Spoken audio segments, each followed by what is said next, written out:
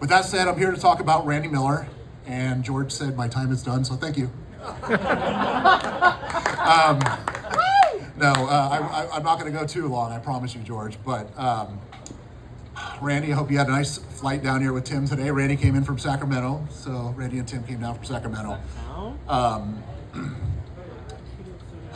have kind of a distinct honor to be able to speak on in inducting Randy tonight because until this year and a couple World Series, I never actually played with Randy on a team. And Randy's been playing since the late 1990s. So many people here. It's great to see so many people who have, played against Randy, played for Randy, played with Randy. Whatever. He started off. He played with Shameless as a player. He won a couple titles with the Shameless team back in the day. He really, obviously, is most known for those wars between the Outlaws and the Lawmen. A bunch of you guys are here who played in those games in the C division that really defined the C division for a few years. In 2010 or so, around that era. Won a couple titles with the Outlaws. Also in Las Vegas, worth noting, the Outlaws won a tournament that could be considered as difficult as winning the World Series because of those rosters that they have that go out to Las Vegas, where basically nobody gets checked for anything. And you guys won your first title, and rumor has it people thought you brought a bunch of pickup players who maybe didn't belong or whatever, but then you guys came back a couple years later, won a title with all Outlaw players, and that's pretty badass. So congratulations to Randy for putting that team together. And Roman Jimenez, you know what? Between Roman and Randy and that war that went on, you guys really made the C division shine during that time. Randy went on to win a title with the Breakers in 2015 and with OMG. The guy has won titles with 4 different teams. That's pretty impressive just in itself.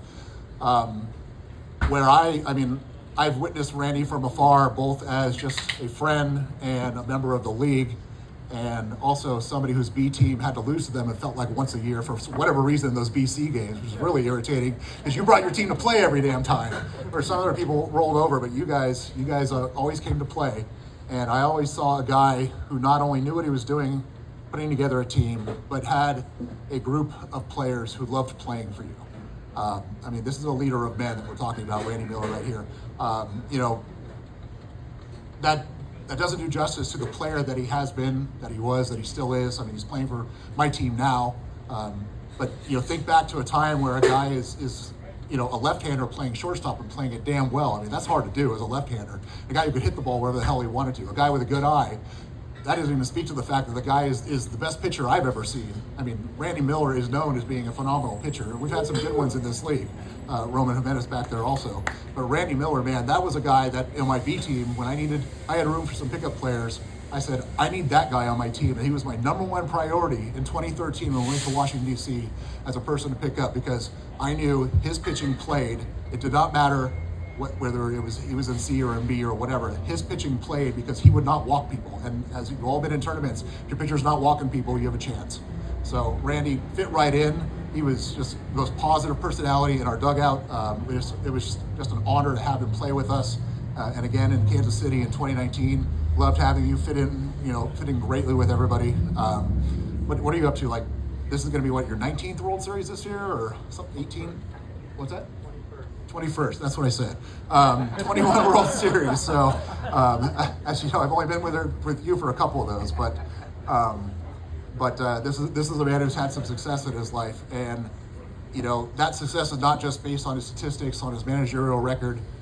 It's if you look at the testimonials of the people like Lance and Brian Burnett and Roman and Zeke and all the others who gave testimonials on behalf of Randy.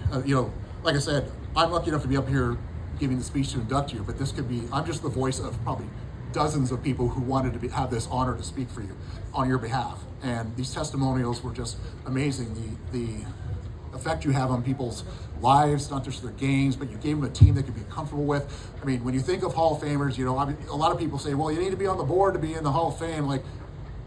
If you're a manager who gives somebody a comfortable place to play on their team and gives them a home and a chosen family to be with, that is an enormous contribution to our community, to the league, and we thank you for that. So your ability to know your players and know how to talk to each one of them, I feel like you and I have had this conversation multiple times. I share the way you get to know your players and know how to press their buttons properly. Don't really know how well you learned that because you're an Angels fan, and I don't think they do anything right. But congratulations on that. But really, Randy, it's such an honor for me to be the one here speaking on your behalf. I'm so proud of this day. It's finally come. You're a Hall of Fame player, a Hall of Fame pitcher, Hall of Fame manager, and just a Hall of Fame person. Please welcome Randy Miller.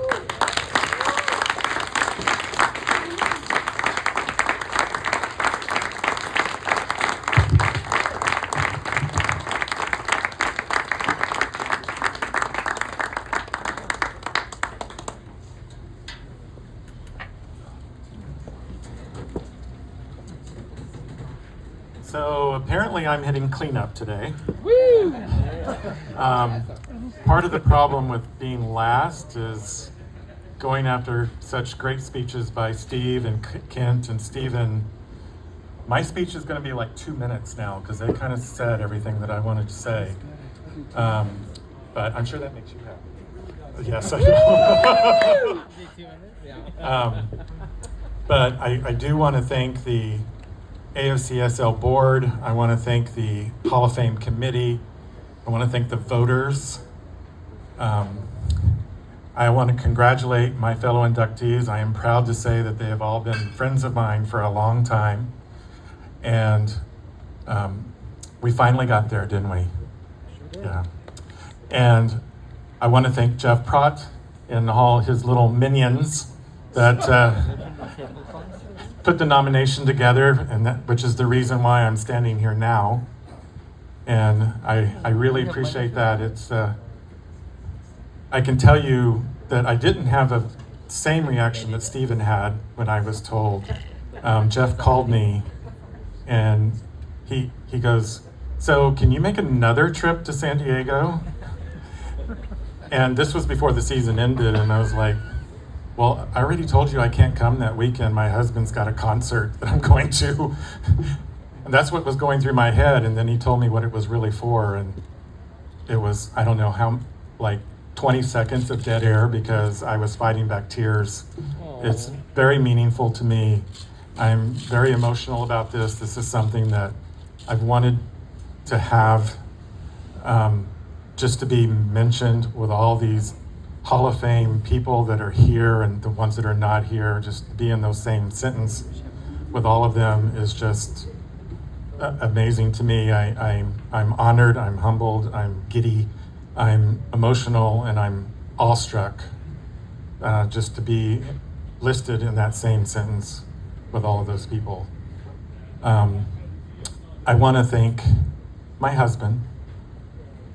Love, support, therapeutic ear, been there through all of it, and a lot of this wouldn't have happened without you. So I love you, honey. Oh.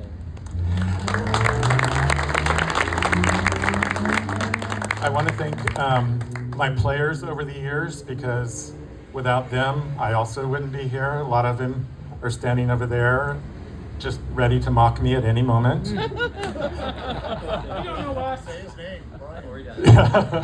Well, he's one correcting my grammar as we speak. So, I also want to thank all the other coaches. I want you to know that I stole so much stuff from you guys. So much, you have no idea. I knew it.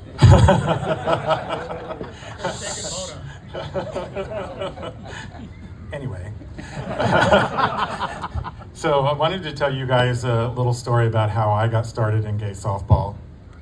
I was but a wee lad back in Houston, Texas, in my 20s, which is surprising that I can remember that far back. But I had played softball for my company team. It was fun, but it was dull and unimpressive and uneventful. And so I picked up the gay rag in Texas, which is called This Week in Texas, or TWIT for short. Everybody called it the TWIT. And I went to the sports page and I read that they were having the championship game of the softball league and they said when and where, and so I decided I wanted to go down and check it out.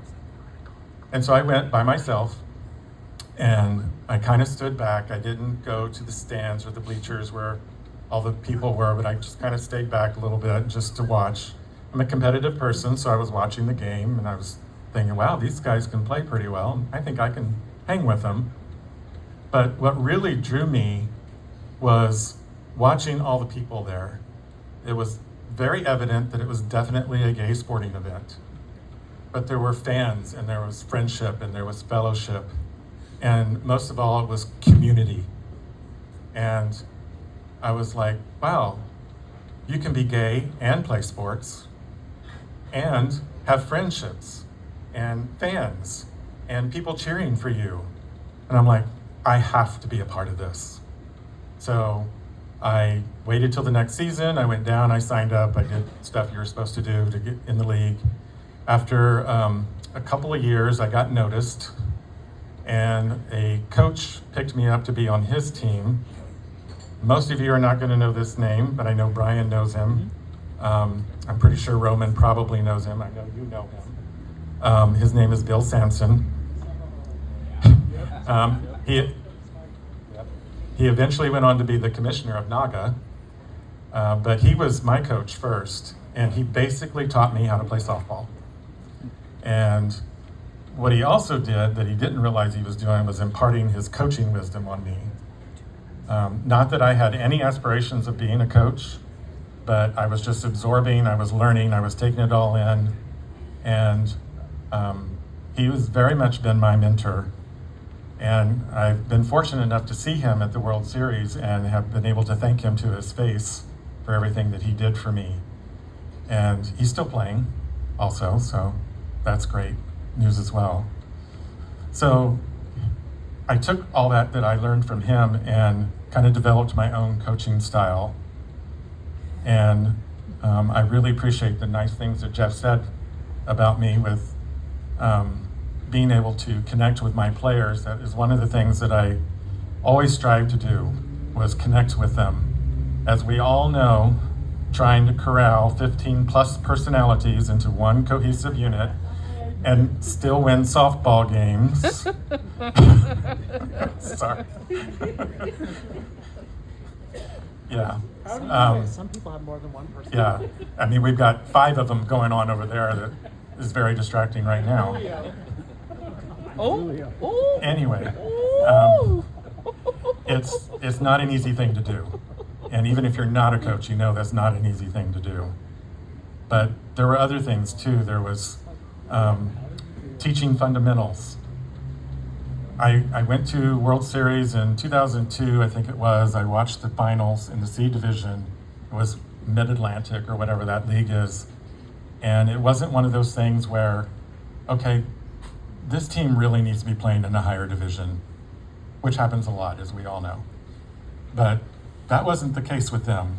The case with them was that they executed fundamentals. They threw to the right base. They hit behind runners. They talked on the field about how many outs there were and where you're supposed to throw the ball and everything. And it was like, okay, we're going to teach that. We went to a World Series one time where, because our team understood the infield fly rule, we won a game because of it. We won that game by 1 run because we scored a run on an infield fly rule. That were the things that I made sure that my players knew how to handle that situation. But I also wanted to make sure that my players played with class. We all know there's a lot of teams out there that have a reputation of being very classless. I'm happy to say none of them are here. We know what city they're in. Everyone knows what city they're in. We always had a reputation of playing with class. People talked about what a classy team we were, and that was something that was very important to me. We do not get into skirmishes with other teams. We do not trash talk. We go out there and do our jobs, win or lose, and then we move on. We boo.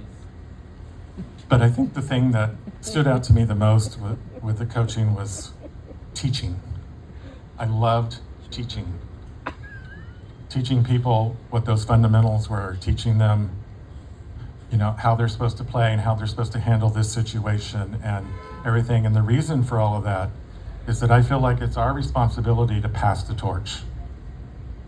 This league is going to outlive all of us. It's already strong. It's already got a great foundation, but it's our job to pass the torch. And we need to make sure that the following generations know what to do with that torch. And that was the main thing that I really enjoyed. None of us liked the politics or the drama, but I enjoyed the teaching part of it. There's another little story that I wanted to tell you with something that's very meaningful to me. And I've been fortunate enough to have gone to 20 World Series. This year will be my 21st. I've also been fortunate enough to be part of winning some championships, been runner-up in more championships, third place in more. So, meaning I've played in a lot of important games out there in tournaments. And I'm getting a little chills thinking about it now, but one of the things that stood out to me the most are those with fans in the stands. It goes back to the community that I talked about earlier when I first started joining the league. You get the fans in the stands, especially Friday night at the World Series, and most of the teams are done for the day, but you get out there, and I want everybody to join me right now. You do something well on the field, and what do you hear? San Diego! San Diego! So, and again, I'm getting chills. Also, it's chilly, but being the team on the field when that cheer is happening, so special, so meaningful, something that I will always take with me, because we're the ones representing San Diego, and we're representing AFCSL. And I've been fortunate enough to have heard that a lot. I've also yelled it a lot for other teams. But I think that's very important to continue those traditions and get people excited and get them involved. So I am going to finish up, but I did want to finish off, and Stephen already said a lot of this, but I'm just going to kind of say it differently. But like I said, we need to pass the torch. We need to plan for the future. We need to make sure that we have that community that I've been talking about and show it, express it, the community for all of us. We need to embrace diversity. We need to celebrate inclusion. We need to embrace and celebrate each other, cheer for each other, and people will come. We have the opportunity to have a league full of he's and she's and they's, and along with our allies, we can make sure that everyone knows that this is a safe space. And oh, by the way, they might get a few thousand steps while they're at it. So, thank you so much to everyone. This is such an honor, and I'm gonna get in the car with my husband later and cry because this is very special to me. Thank you so much.